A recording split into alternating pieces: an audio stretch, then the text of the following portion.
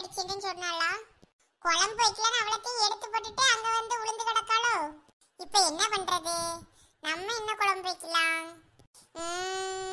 தக்காளி தொக்கு தான் ஈஸியான வேலை. தக்காளி நிறைய கிடக்குது, தக்காளி தொக்கு வச்சுட்டு வேண்டியதுதான். ஐயோ, வெளியே என்ன இப்படி மழை பெய்யுது? இவ அடுப்பங்கரையில என்னத்தை கிண்டிட்டு இருக்கா இப்போ? ஏப்ப பூமாரி, என்னல? ஆமா, இந்த மழைக்குள்ள நீ இப்ப இங்க என்ன பண்ணிட்டு இருக்க அடுப்பங்கரையில? ஏன் அதை தெரிஞ்சுக்கிட்டு நீ என்ன பண்ண போறா? இந்த பாரு பூமாரி, அண்ணன் இந்த மாதிரி எதிர்த்து பேசுற வேலைலாம் வச்சுக்கிடாத. அம்மா கேட்டதுக்கு மட்டும் பதில் சொல்லு. என்ன பண்ணிட்டு இருக்கா? பிரியாணி கிண்டிட்டு இருக்கேன். பார்த்தா எப்படி தெரியுது? உன்னைய பார்த்தாவா ஏதோ குப்பை தொட்டியில எச்சல பறக்குற மாதிரி தெரியுது. பாத்து பாத்து, வாய் என்ன வடக்குரு வரைக்கும் போகுது, அப்படியே கோணிக்கிட்டு போயிடாம. ஏல, இப்போ உனக்கு என்ன பிரச்சனை? நானே அம்மா தண்ணியில வலிக்கு கீழே விழுந்துட்டாளா, சரி நம்ம ஏதாவது குழம்பு வைப்போமான்னு அடுப்பங்கரைக்கு வந்தேன். இங்க வந்து ஏன் உயிரை வாங்கிட்டு இருக்கா? இப்போ உனக்கு என்ன பிரச்சனை? சிஸ்டர், நீ அன்னைக்கு குழம்பு வைக்க போற? ஆமல வெண்ண, என்ன உன்னை கையெடுத்து கும்பிடுறேன் பூமாரி. நீ மட்டும் இன்னைக்கு எந்த சமையலும் செய்யாத, உன் காலில் உளுந்து கேட்க. அப்ப நான் சமைக்கலனா நீயே சமைக்க போறா? ஆசை தோசை அப்பள வடை இவளுக்கு நான் சமைச்சு தரேன். நான் என்ன உன் வீட்டு வேலைக்காரனா? அப்பனா வாயை முடிக்கிட்டு சும்மா இரு. நானே பாவம் அம்மா கீழே விழுந்துட்டாளேன்னு தான் நான் இப்ப சமைக்க போறேன். பூமாரி பூமாரி, உன் கையை காலா நினைச்சு கேட்கிறேன். தயவு செய்து தக்காளி தொக்குன்னு எதையும் வச்சு தொலைஞ்சிடாத. இல்ல சதீஷ், எரும மாடு, கையை விடல. நீ தக்காளி தொக்கு எதுவும் செய்ய மாட்டேன்னு சொல்லு, அப்பதான் கையை விடுவேன். போற உயிரை பட்னியாவே போட்டோம். உன் தக்காளி தொக்குல போக வேண்டாம் என் உயிரு. தூர போன சதீஷ், சீக்கிரம் நான் தக்காளி தொக்கு செய்யட்டும். வேற அம்மா எந்திரிச்சு வந்து அவ வந்து ஒத்தையில செஞ்சுட்டாடப்பா. எப்ப பூமாரி, உன் கையை காலா நினைச்சு கேட்கம்ப.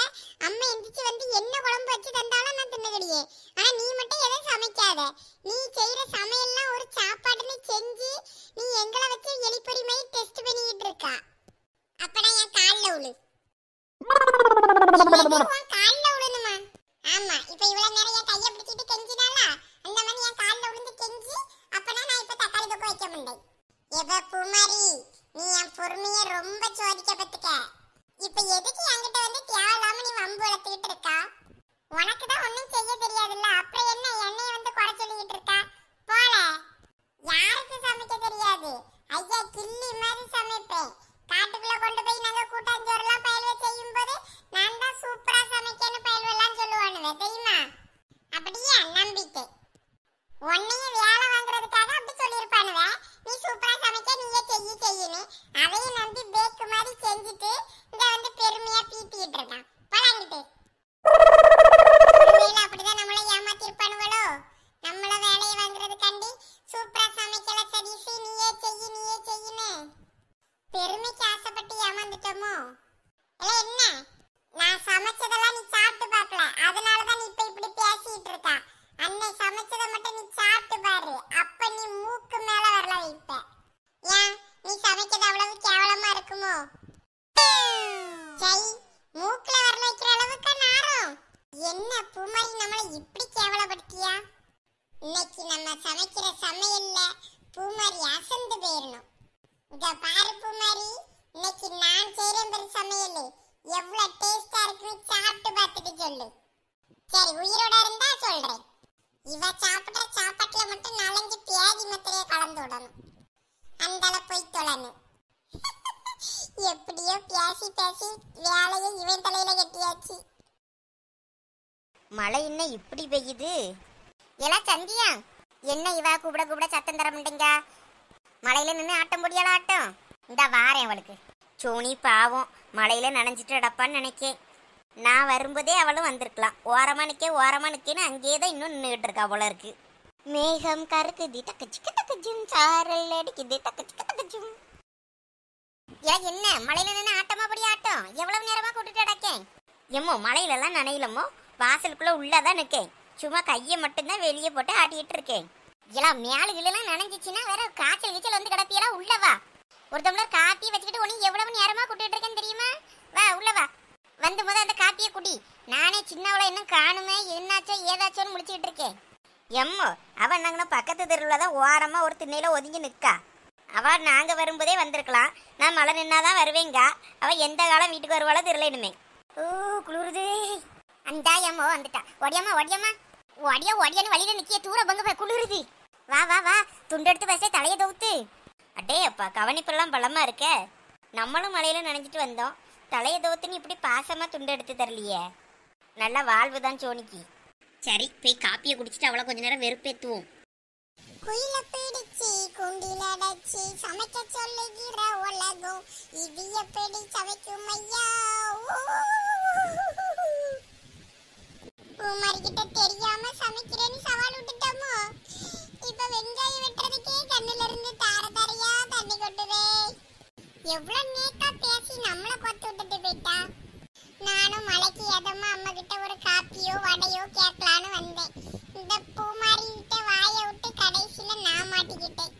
இலை சதீஷு வந்துட்டா சோடா புட்டியா உயிரை வாங்க.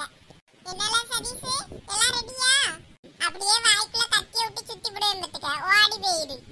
நானே இங்க வெங்காயம் வெட்டுறதுக்குள்ள கண்ணுல இருந்து தார தாரையா தண்ணி கொட்டுதான்னு இருக்கேன். இல்லை நேராவது வச்சுக்கிற சம பசிக்குது. பசிச்சதுன்னா 4 தடவை போய் பிச்சை எடுத்து தின்னுப்போ.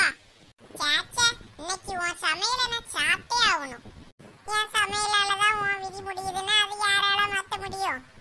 குமாரி நீ போய் டிவி பார்த்துக்கிட்டு 5 நிமிஷத்துல உனக்கு சாப்பாடு ரெடி ஆயிரும். மழை பெஞ்சத கரண்ட் போயிடுச்சுல அதான் நான் இங்க வந்தேன். சரி நான் போய் மழையை வேடிக்கை பார்த்துக்கிட்டு இருக்கேன். சீக்கிரம் சமைச்சிட்டு கூப்பிடு. இன்னும் அந்த உலகம் நம்மள நம்பிக்கிட்டு இருக்கு. சரி என்னமோ ஒண்ணு செஞ்சு கொடுப்பேன். தக்காளி தொக்குன்னு.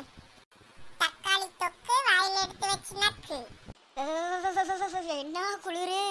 ஏல சோனி உன்னைய தேடிதானே உங்க அப்பா வந்தாரு. அவர் எங்க நீ மட்டும் வந்திருக்கா? அவரை காணோம். அவராங்கன்னா ஆள்கிட்ட பேசிட்டு நின்னாரு. யார்கிட்ட நின்னுல பேசிட்டு நின்னாரு? அது நம்ம சின்ன பொண்ணு அப்பா. அவரு பஜ்ஜி மாவு வாங்க கடைக்கு வந்தாரு. அங்கே 2-3 பேர் நின்னாவே அவர்கிட்ட நின்று பேசிட்டு நின்னாரு. ஐயே அவரு உன்னைய தேடிலாம் வாரேன்னு வந்தாரு.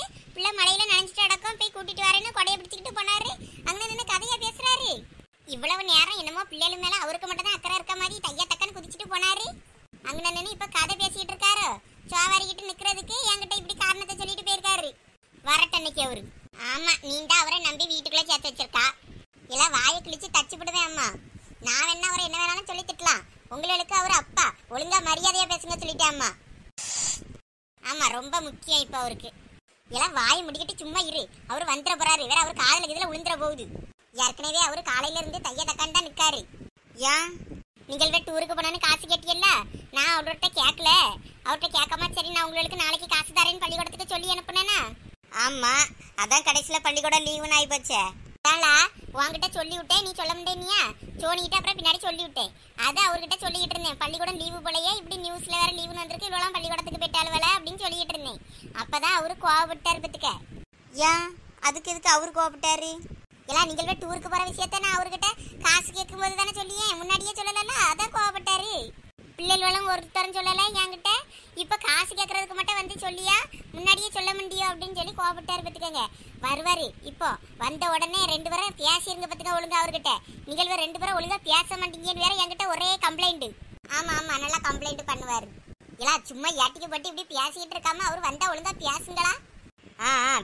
பேசலாம். எலா சும்மா யாயினி ஏதாவது ஒண்ணு பேசுங்களா? எம்மோ நாங்க என்னத்த பேச? டூருக்கு வரதுக்கு காசு கேளுங்க. பண்டை வாங்கணும் அது வாங்கணும் கொஞ்சம் கூட எக்ஸ்ட்ரா காசு தாங்கன்னு. எம்மோ காசுக்கு மட்டும் நாங்க போய் கேட்டா நல்லாவாப்ப இருக்கும்.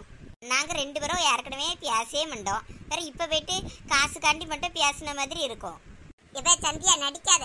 உனக்கு சடங்கப்ப மட்டும் நல்லா சிரிச்சு பேசணும்ல அவர்கிட்ட. இப்ப மட்டும் உனக்கு பேச ஒரு மாதிரி இருக்கும். நான் தான் எப்பயும் பேச மாட்டேன். நான் பேசலனாலும் ஒரு நியாயம் இருக்கு. நீ பேச வேண்டியது தானே. எப்ப சோனி வாயை முடிக்கிட்டு இருந்துரு பத்துக்க. உனக்கு பேச விருப்பம் தான் நீ பேச விருப்பம்னா வாயை முடிக்கிட்டு. என்னையெல்லாம் பேசாதன்னு நீ சொல்லாத. எல்லாம் என்ன 2 பேரும் மாத்தி ஏழிப்பு போட்டு சண்டை போட்டுக்கிட்டு இருக்கீங்களோ? 2 பேரும் டூருக்கு போக காசு வேணும்னா அவர்கிட்ட ஒழுங்கா பேசுங்க. பேசினாதான் காசு. இல்லைன்னா டூருக்கு போண்டா ஒண்ணும் போண்டா வீட்டுல கடங்க. அந்த மனுஷன்ட்ட பேசுங்கன்னு சொன்னா ஏழிப்பு படியல்வே ஏழிப்பு. எவ எம்மோ போச்சா? டூருக்கு தர காசு போச்சா? எல்லாம் ஒன்னாலதான்ப சோனி. நான் என்ன பண்ணேன்? நான் சும்மா தானே இருக்கேன். எல்லாம் ஒன்னாலதான்ப. நீ எல்லாத்துக்கும் என்கிட்ட வா. சிப்பாப்ப நாய. எப்ப எம்மோ இது வரைக்கும் நம்ம சேனலை சப்ஸ்கிரைப் பண்ணாதவங்க சப்ஸ்கிரைப் பண்ணிக்கோங்க. வீடியோ பார்த்து முடிச்சதா உங்களுக்கு இந்த வீடியோ பிடிச்சிருந்தா லைக் பண்ணுங்க, ஷேர் பண்ணுங்க.